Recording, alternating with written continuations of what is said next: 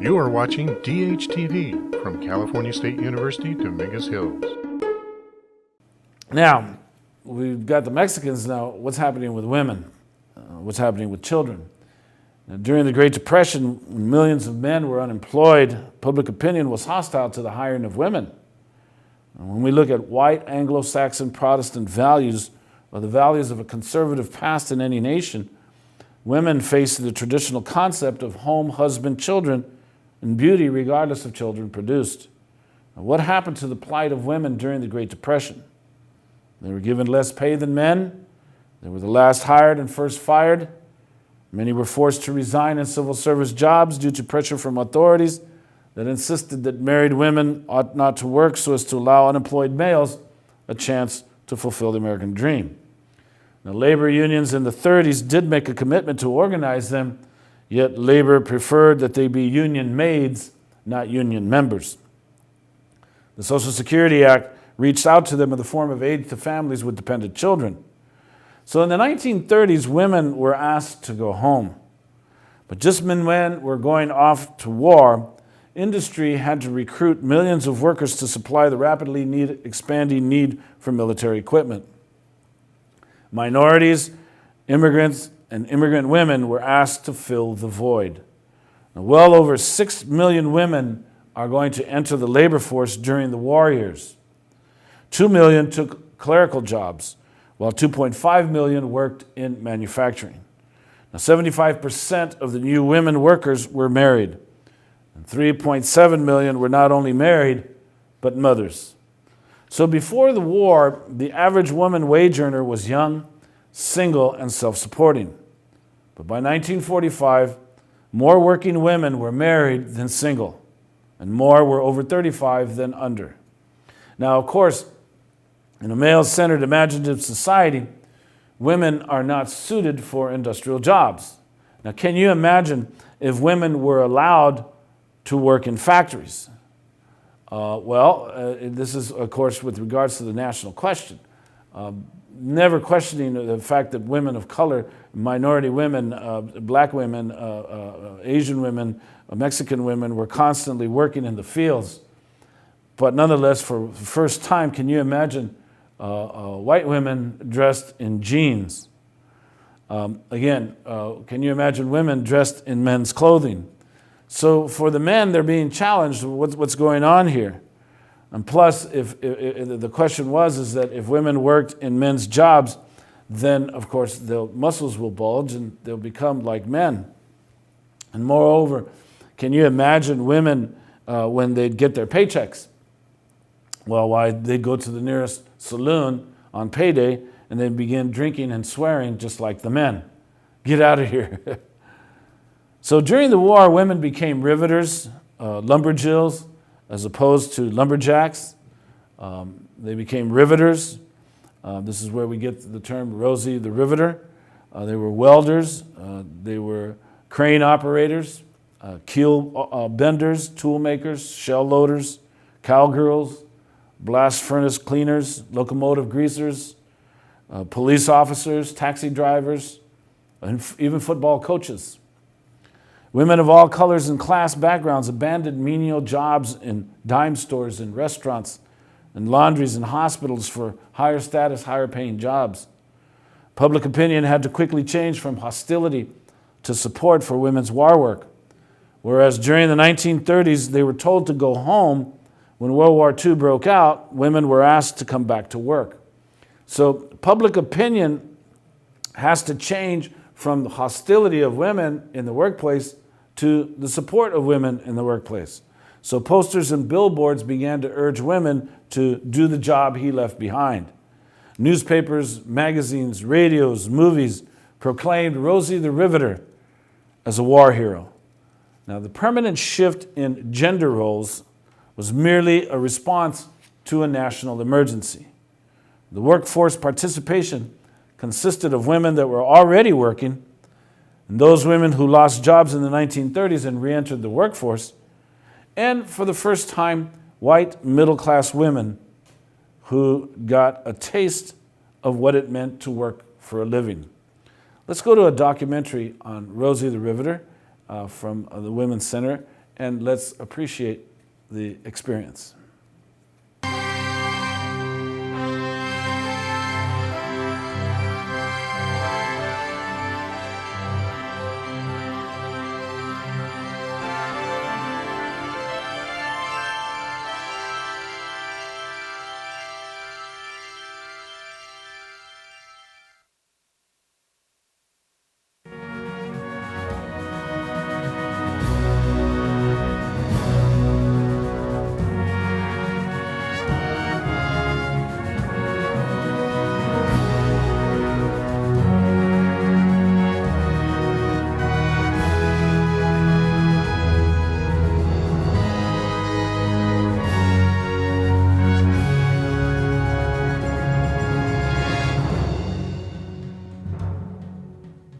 Rosie the Riveter is the female icon of World War II.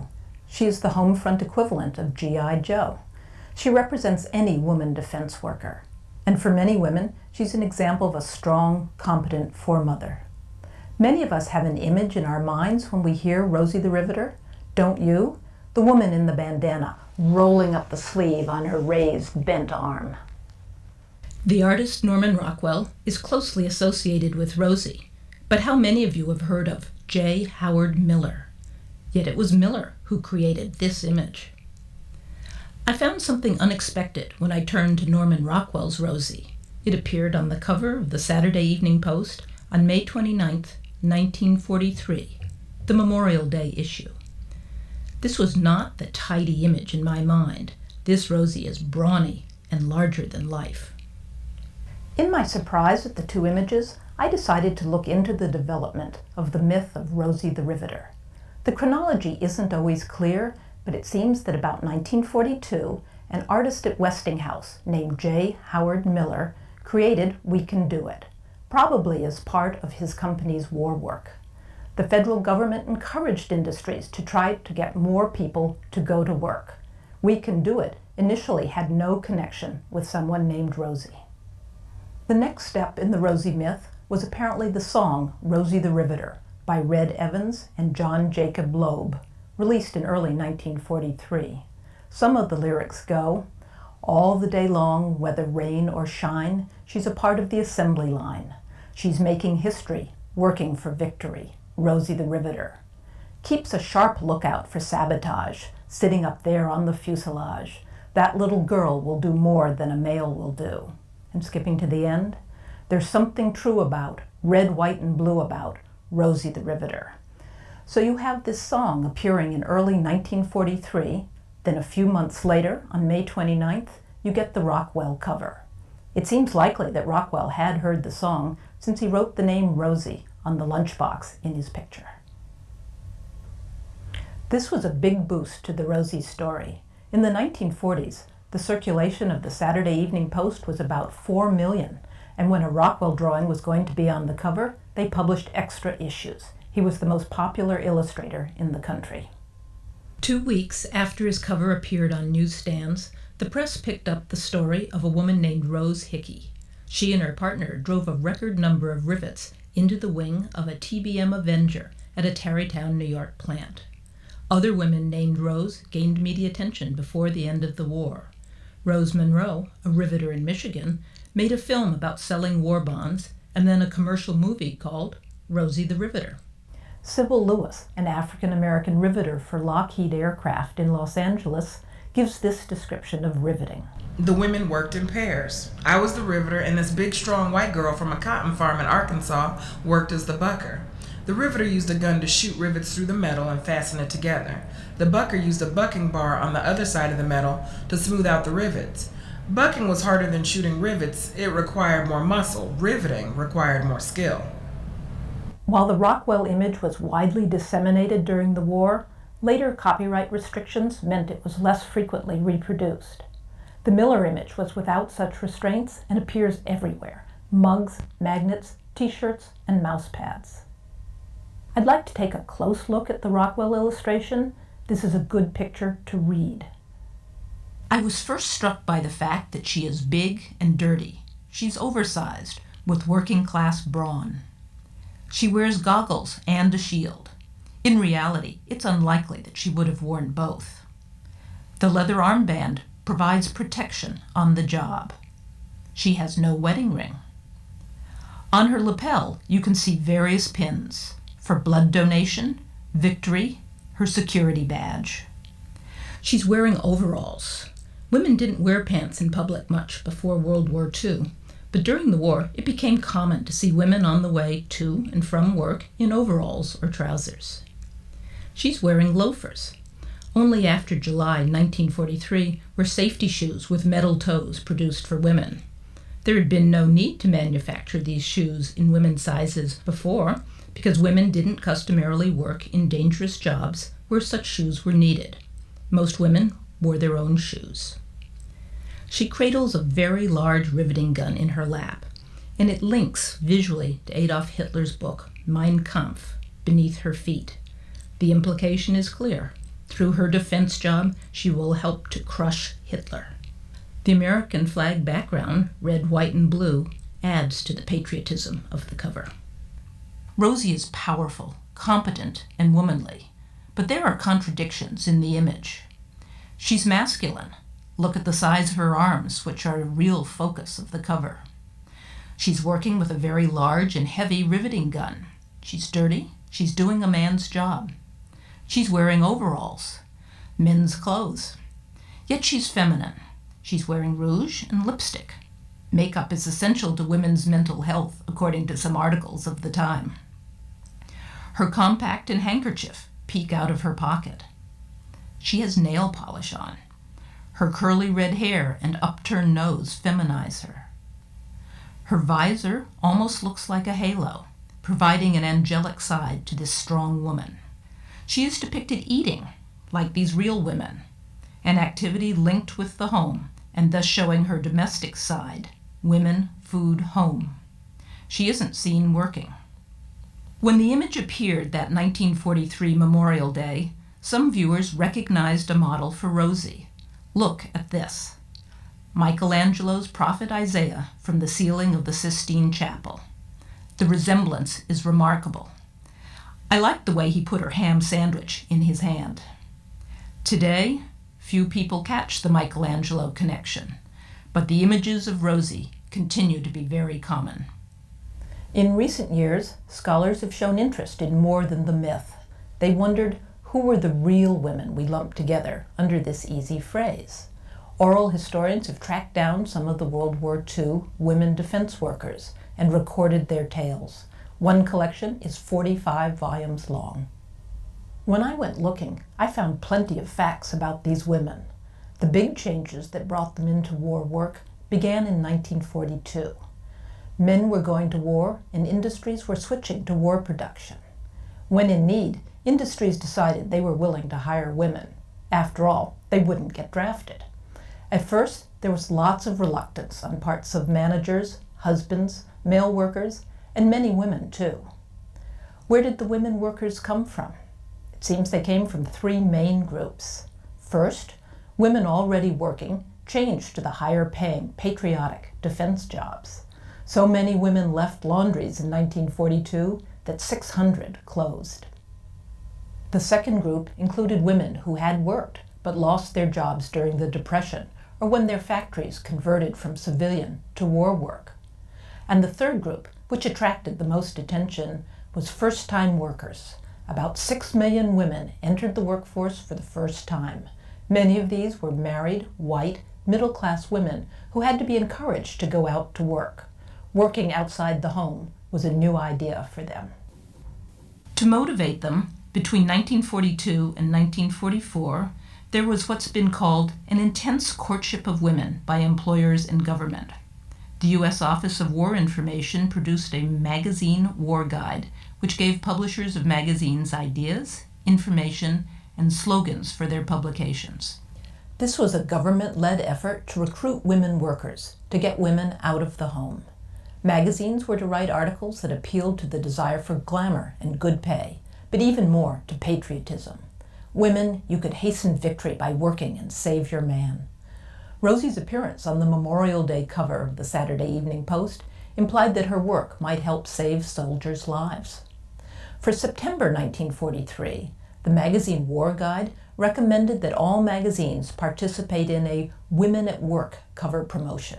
This was to emphasize that many kinds of employment, not just defense and factory work, were war jobs. The guide gave examples such as women grocery clerks, elevator operators, telephone operators, farmers, ticket agents, and many others, saying that if women didn't do them, quote, our civilian life would break down. These were necessary civilian jobs, and women were to be urged to take them. The slogan for this promotion was, "The more women at work, the sooner we win." For its part in this campaign, the Saturday Evening Post turned again to Norman Rockwell. Rockwell showed a Liberty Girl with the tools of a great many civilian jobs. This woman in patriotic clothes is a nurse, a farmer, a conductor, a mechanic, a telephone operator, and many other things.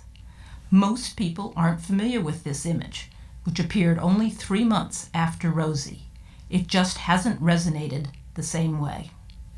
There is still much debate on the long-term effects of women's war work on the position of women after the war.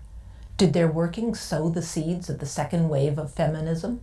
Maybe, but Betty Friedan's Feminine Mystique isn't published till 1963. Did women return to their homes and families and become 1950s TV mothers like June Cleaver on Leave It to Beaver? No. The number of working women never again fell to pre-war levels. The recognition that middle-class married women could work and run a home was significant. Of course, poorer women had always done so. The women themselves tell us some of the effects. My mother warned me when I took the job that I would never be the same. She said, "You will never want to go back to being a housewife." At that time, I didn't think it would change a thing, but she was right, it definitely did. At Boeing, I found a freedom and an independence that I had never known. After the war, I could never go back to playing bridge again, being a club woman, when I knew there were things you could use your mind for. The war changed my life completely. I guess you could say at 31, I finally grew up. Inez Sauer, Boeing tool clerk. You came out to California, put on your pants, and took your lunch pail to a man's job. This was the beginning of women's feeling that they could do something more. Sybil Lewis, Lockheed Riveter.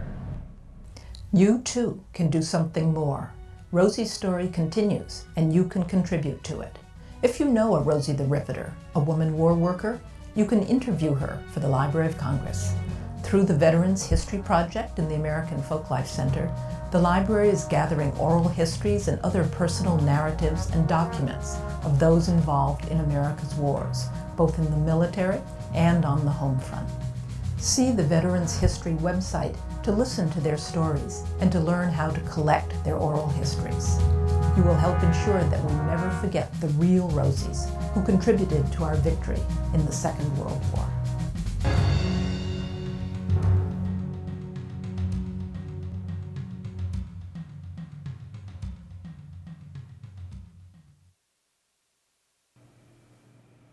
Okay, so once victory was achieved, of course, women are going to be pressured to go back to nurturing their husbands and children, leaving their jobs to returning GIs.